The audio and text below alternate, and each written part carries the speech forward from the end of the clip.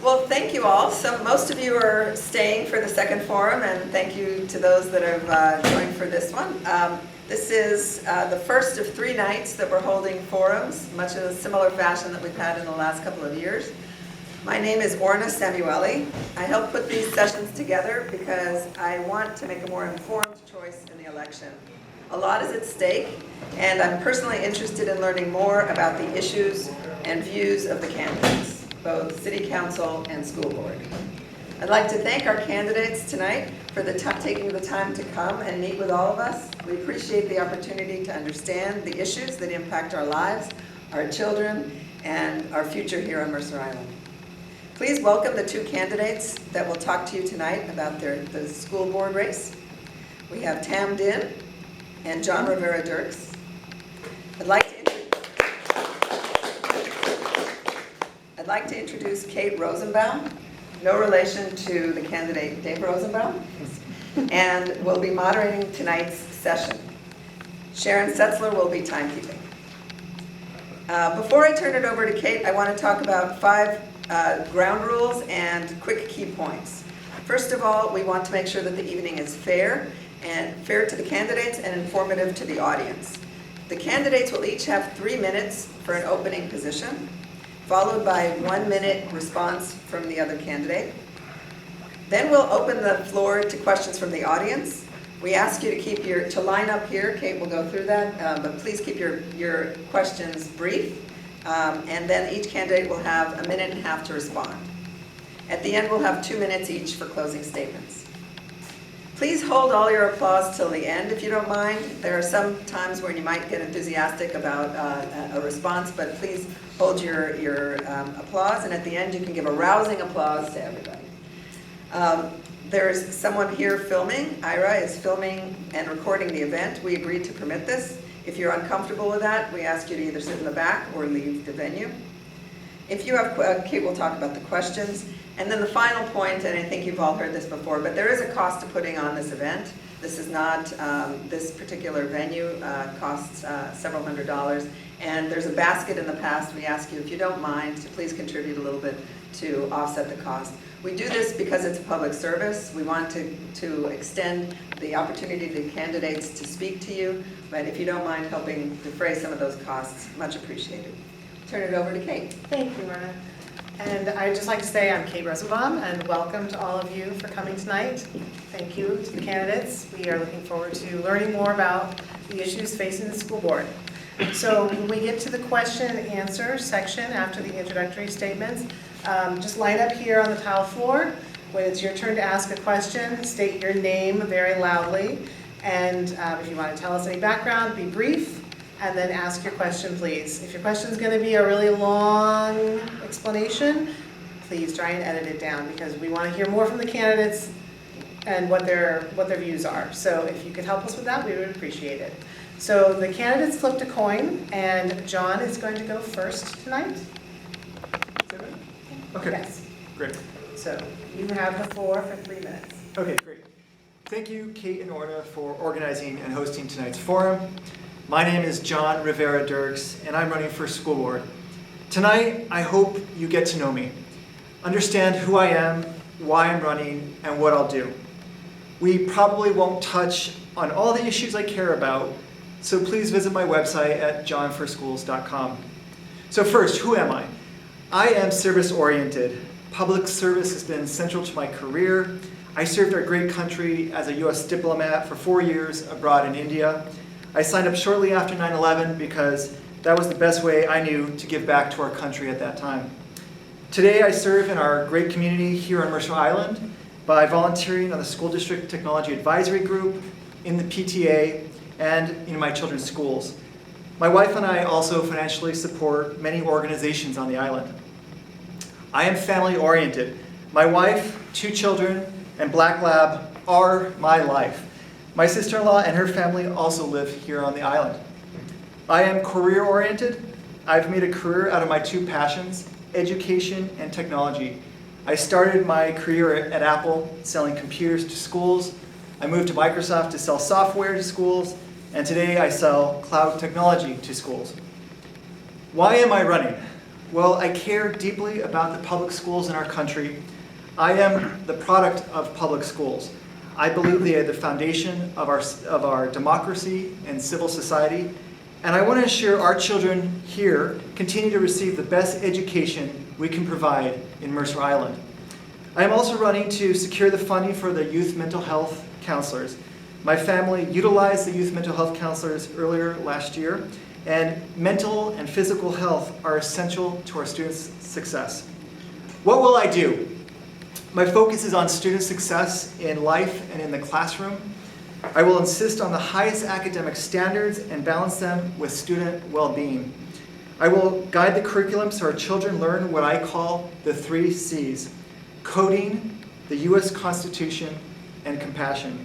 Let's start with coding. Coding and technology literacy via STEM are key to student success in college and their careers. And also I go by STEAM because I include the arts. Understanding the Constitution is necessary for students to shape our world and be empowered citizens. And that's not my opinion, that's the opinion of actually the College Board. And compassion and empathy. Compassion and empathy are core skills for relating to other people by showing kindness and understanding for the life experiences and needs of others. There are many other priorities I hope we get to tonight, and I want to thank you very much. Thank you, John. I should also say, when you guys are speaking, you feel free to stand up. So Tam, you have the floor. Okay, great, thank you. Good evening, everybody. Thank you for being here tonight. This is our third candidate talks of the week. And I thought by this time I would be less nervous, but still, it's nerve-wracking to be in front of an audience. And it's funny because I'm a professor and I talk a lot for a long period of time, daily. But somehow talking, lecturing to students about advanced research design is very different than putting yourself out there, sharing your values and your perspective on, education and what it means to me. So, and so why am I putting myself out there? Because this is not what, professors do. Everybody who's like, why are you running for a school board? But I really feel that education has gone very extreme. And so I feel it swings one way or the other. And I feel like right now we really need somebody with experience in education and in mental health, knowing that our kids are dealing with a lot of challenges that limits their ability to fully learn and be successful. So I really feel that I have the experience to be an asset on the school board at this time. So for the last 25 years, my professional volunteer work has centered around education and mental health. And my love for service really started when I took my first social work class at the University of Washington. I came to the University of Washington telling my parents I was going to be a pharmacist. That was the only way they would let me leave Idaho. But then when I got to UW, I took my first social work class, and I'm like, I'm changing major, to the disappointment of my parents. And because of that, I had to prove myself, so I got my BA in social work and BA in psychology. I got my master's, they still weren't happy. But after my master, I worked I taught youth in gangs in High Point in West Seattle for a while. And I worked at Asian Counseling Referral Services, working with elders in home health care, and also working with individuals with schizophrenia. And then I got my PhD at the University of Southern California. And so with all that experience and with my refugee background, I really feel I understand the growing diversity of Mercer Island and all the challenges that are coming with that, and how we need to look at student success. Because right now, I feel like we're going toward this race to the top of student success, where how many AP classes they can take that will make them successful. But as a social work professor in higher education, you realize that success is really how students manage and balance their life. And so I want to kind of get us back to the basic of education, and how do we live up core values of community building and also service and excellence. But excellence in like what are you learning, and how can you apply what you're learning to better your community and humanity. So I really look forward to this opportunity to use my experience and skill to be of service to the students and families of Mercer Island. Thank you, Sam. Now we're going to have a 1-minute response from each of the candidates before we do the questioning. So, John, you get to go first. Actually, we're going to pass on response. Okay, then we can start with questions. If anyone has a question for either of the candidates, you can come up and state your name and ask your question, and then we'll let each candidate have the opportunity to answer each question. So, you know Thanks, first. Craig Reynolds. Mercer Island is one of the few communities in the state where the borders of the city and the borders of the school district line up with each other. So to a certain extent, who pays for what doesn't matter. It comes out of the left pocket or the right pocket. But we struggle with issues like the Mary Wade pool, the sports field maintenance, and the mental health counselors. You know, sometimes they're mixed payments, sometimes it bounces from one entity to the other. Who is the right organization that should pay for those, and what's your plan to transition towards that? So John, we'll let you go first for that question. Sure. You have a minute and a half. Thank you, Craig, for the question.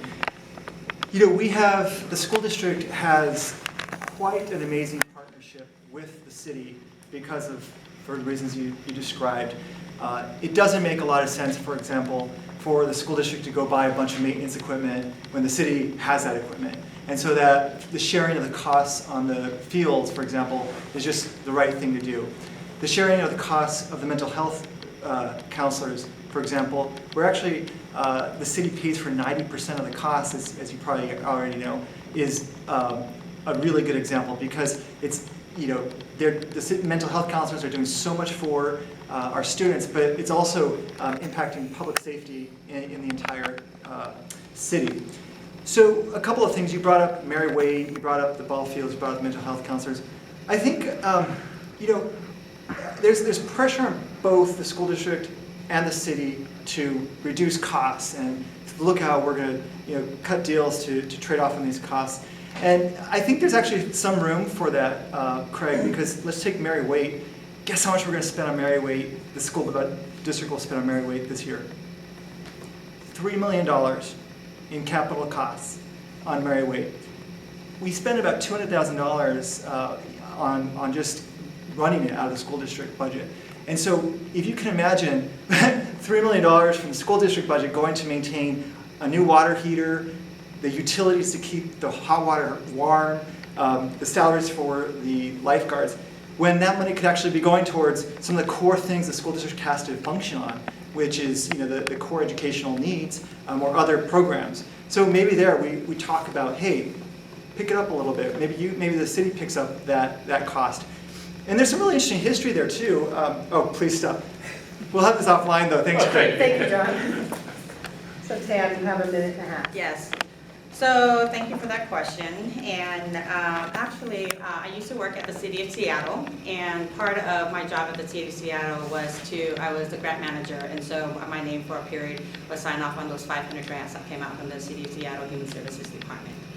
And so I believe the Mercer Island is like the City of Seattle, where their role is to provide, and actually I have this quote from there, we provide outstanding municipal services that enhance and protect the environment, the quality of life, and the community safety and well-being of Mercer Island residents. And so when you ask those kinds of questions, it really comes back to whose role is it? And I really believe it's the city's role to provide safety and security in counseling services. We are lucky because we are in one boundary, and so in other, like at the City of Seattle, we provide mental health counseling, but then it goes to a nonprofit. Here, basically, we are doing best practices where we put our counselors into the school. And so the question shouldn't be who pays for it. The question is, like, we all have our role in the community. And so stop shuffling things around and think about what is the core value and the core mission of our work. So I do think that the school counselors, the counselors should be paid by the city, as well as part of who is using how much of Mary Wade's. But it goes back to our mission of each of our respective roles. Thank you. So next question. Hi. Hey. My name is Orna Samueli. I have a 15-year-old son. He's a sophomore at Mercer Island High School. We moved here when he started in 3rd grade. So we've been through Lake Ridge, West Mercer, IMS, and now the high school. My question has to do with a highly capable program. The program started, I don't remember if it was 2nd or 3rd grade, so it doesn't start all the way at the beginning. And it's, 2nd grade. Oh, 2nd grade, okay, thank you. And then it changes again in middle school, and then it's whether or not it exists or not in the high school, I guess, is up for debate. My question to you is, how do you feel about the highly capable program? Do you think it should be expanded? Do you think it should be maintained? Do you think it should be cut back? Thank you. Dan, you get to go first with this one in a minute. So one of the things I hope that the people of Mercer Island see is that because I'm a teacher, that I understand these issues even a little bit beyond, what a typical person might know about the highly capable program. So before we ask about what should we do, it's like we need to talk to the community to see how we think about what does a highly capable program mean. So there's two philosophies of the highly capable program. One is like those who are gifted in a way that they learn and process differently, where they just have one touch and they get something, they get the information right away. And those kids tend to also have a lot of social emotional learning challenges that comes with us. Another field of the highly capable program see it as an enrichment kind of thing. And so when you see that, you have a broader percentage of people who might qualify. And so right now the problem is the way that we test into the highly capable program, we are hitting both of those students. And so the problem is that we're not serving anybody. So the kids who really need differentiated learning, they're not really getting the needs that they help, that they need to really learn at the rate that they need. And so I think for me to really have a conversation with the community to understand where we're at. And across the country, people are actually been cutting the highly capable program out of equity, right? But I really believe that we can have we need our basic requirement is to provide services to our students so that they can learn at the best way they can. Then our second is enrichment. And so it doesn't have to be cut, but how do we provide it and more, right? That's what I would do. Thank you. John, you have the floor for a minute. Thank you, Anna, for the question. And I'll just tell you, I've done some background on the highly capable program by talking to a number of parents in the school district who have their children in highly capable, high cap. And then I've also talked with Fred Rundle, who's the assistant superintendent, and he's actually kind of responsible for what we're going to do next with high cap. A couple of things that I learned from Fred Rundle. High cap is a program that hasn't really been reviewed for over 20 years. And it's smart for the school district to look at all their programs from time to time and review them to make sure that they're suiting the needs of the kids, right? And in the review, they can look to other school districts in the region and around the country to make sure that they take the best practices from those school districts and apply them here. So I think it's a smart thing to do to review it. I do want to quash a rumor I've heard when I've gone door to door and from the community. High cap is not going away. That's as of now, as I understand it. There's a rumor out there that's going away, but as I understand it, it's not. It's under review. A couple of things for the high cap, I've thought a lot about this. At elementary school, it has to be more consistent between West Mercer and Lake Ridge. They're really two different programs, and they need to be kind of run so they're more consistent and given the same kind of quality at each school. The second thing in high school, you talked about high school. Well, it's about AP classes in high school there, and I think we need to look at AP classes and refresh them and make sure those are serving the needs of the students, challenging them enough. And then I think we should also look at other interesting things that actually have been done in the past here in Mercer Island. I learned from the great school director, Pat Brayman, that we used to mix classes. So like the kids who are really good at math in third grade. I'm so sorry to interrupt you. We have crossed over the time for a minute and a half. Sorry. Okay, let me just finish the Yes. Okay. Pat Brayman told me about how they used to mix third grade, people who were accelerating in third grade math with kids who were good at fourth grade math. And so that mixing of classes, I think, could be done really effectively here because it's been done here before. So thank you. Thanks. Thank you.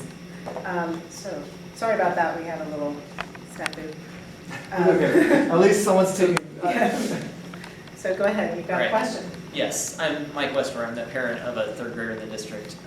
Orna stole my question, but I think it actually is What was your name again? Mike Westover. Mike Westover, thanks. I think this actually is one of the bigger topics that's going to come up for the school board. So I actually, knowing that you both seem to have more to say, would like to prime you. So I think particularly as we think about, because the focus right now seems to be on the program design, especially at the elementary level, a little bit at the middle school level.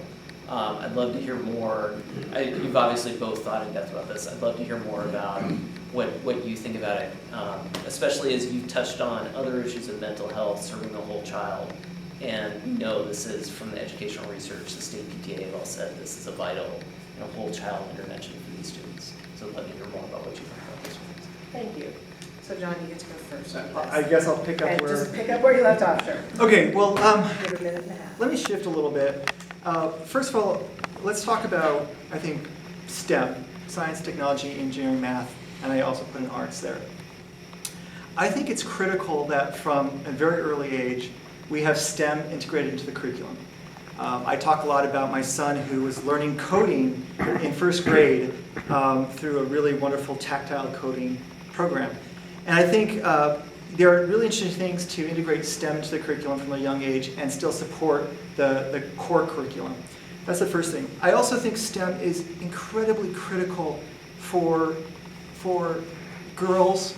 We need more women engineers in the world, and we need more minority engineers in the world.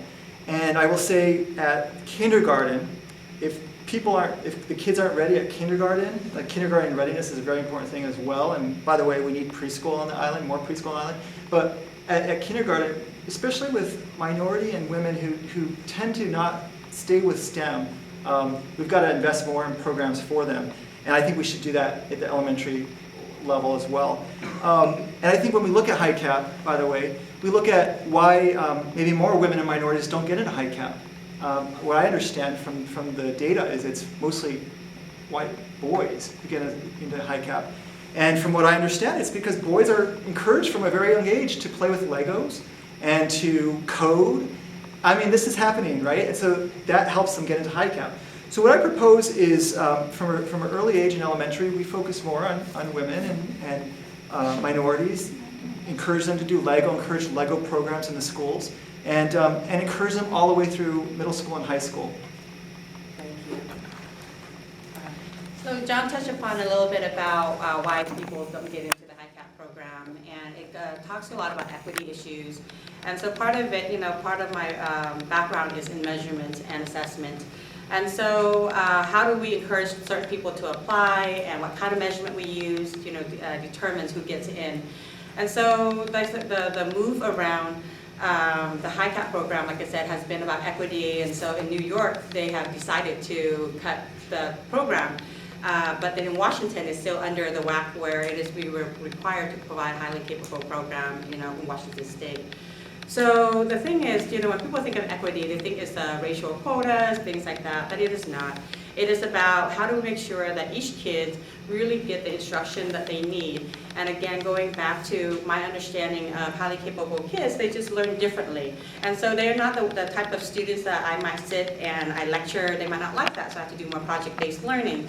And so, but then project-based learning might also work for other kids, right? That is beneficial to everybody.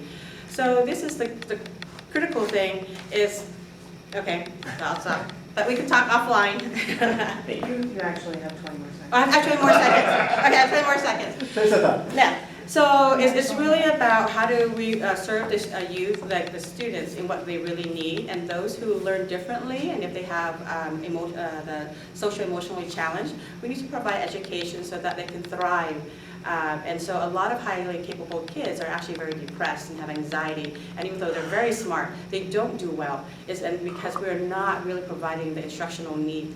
And then that's why we're reviewing the program to make sure that we are able to tease apart, and train the teachers to be able to meet their needs.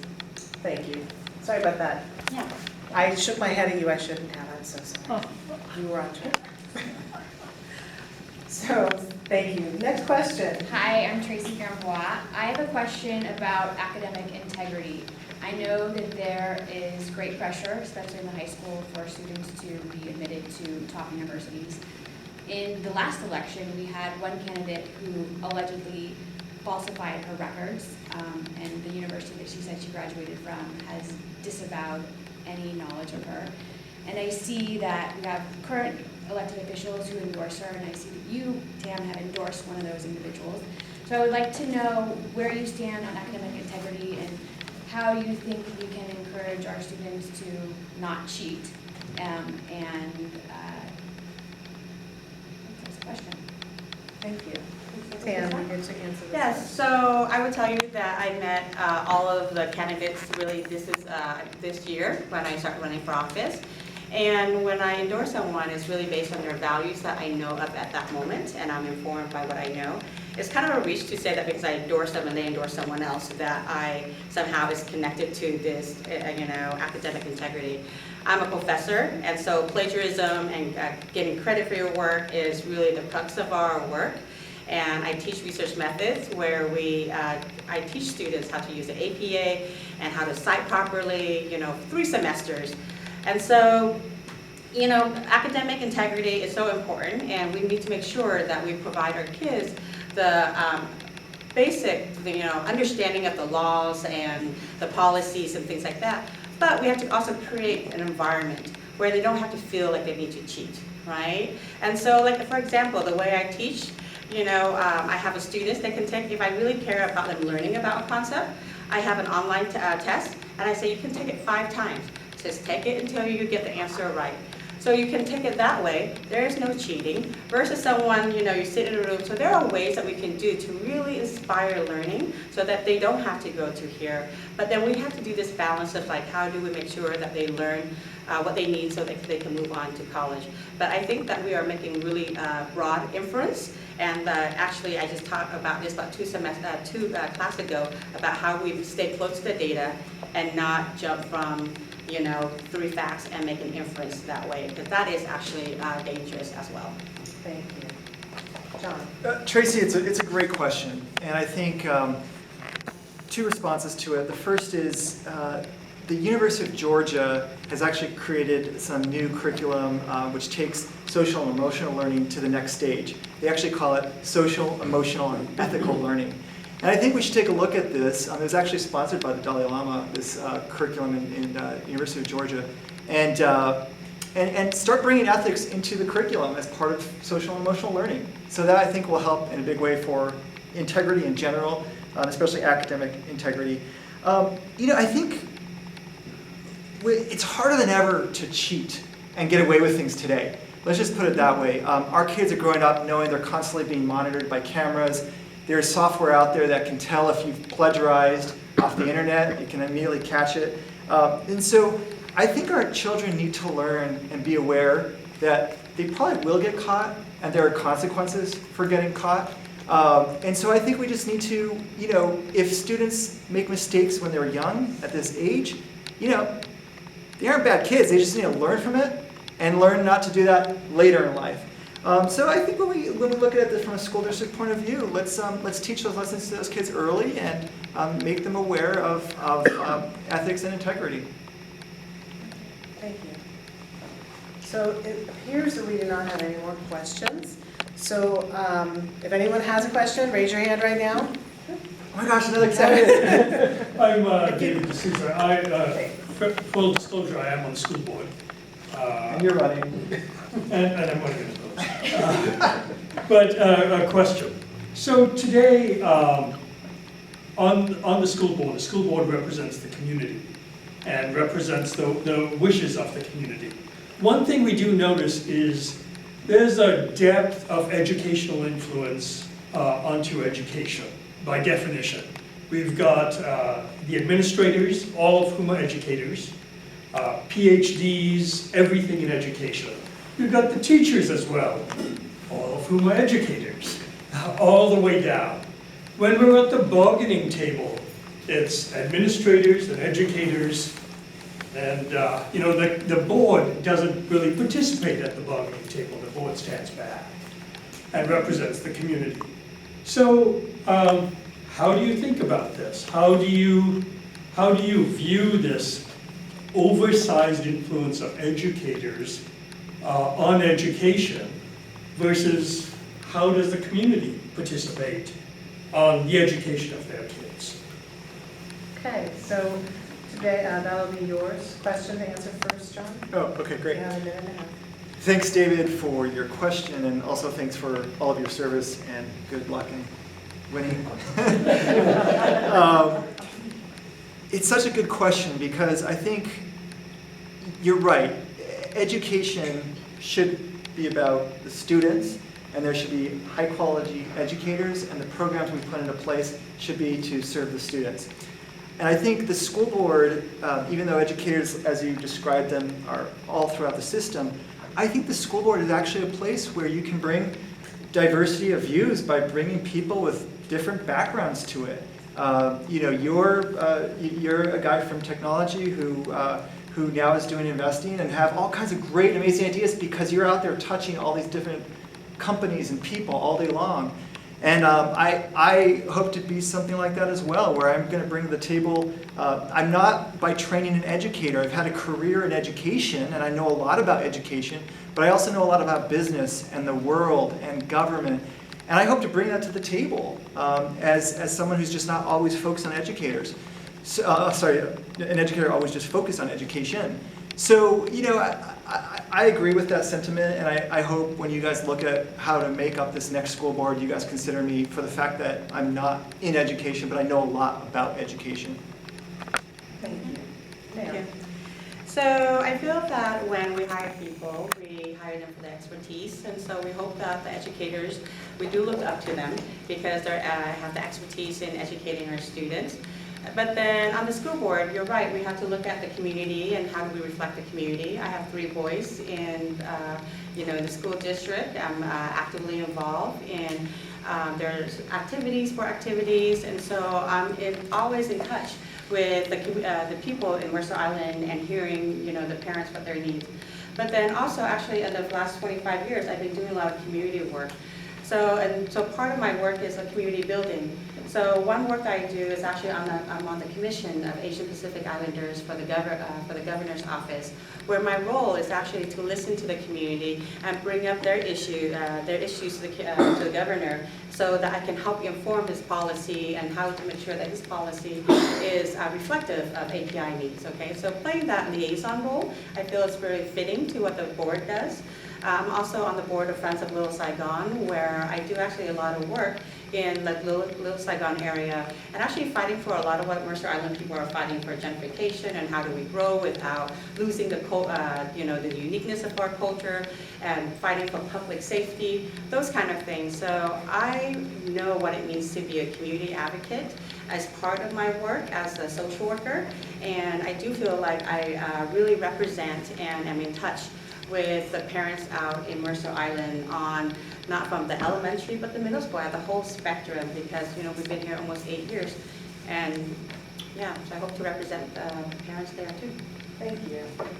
Does anyone else have a question they'd like to ask? Do we do repeats? If I've already asked, can I ask a second? Yes, you may.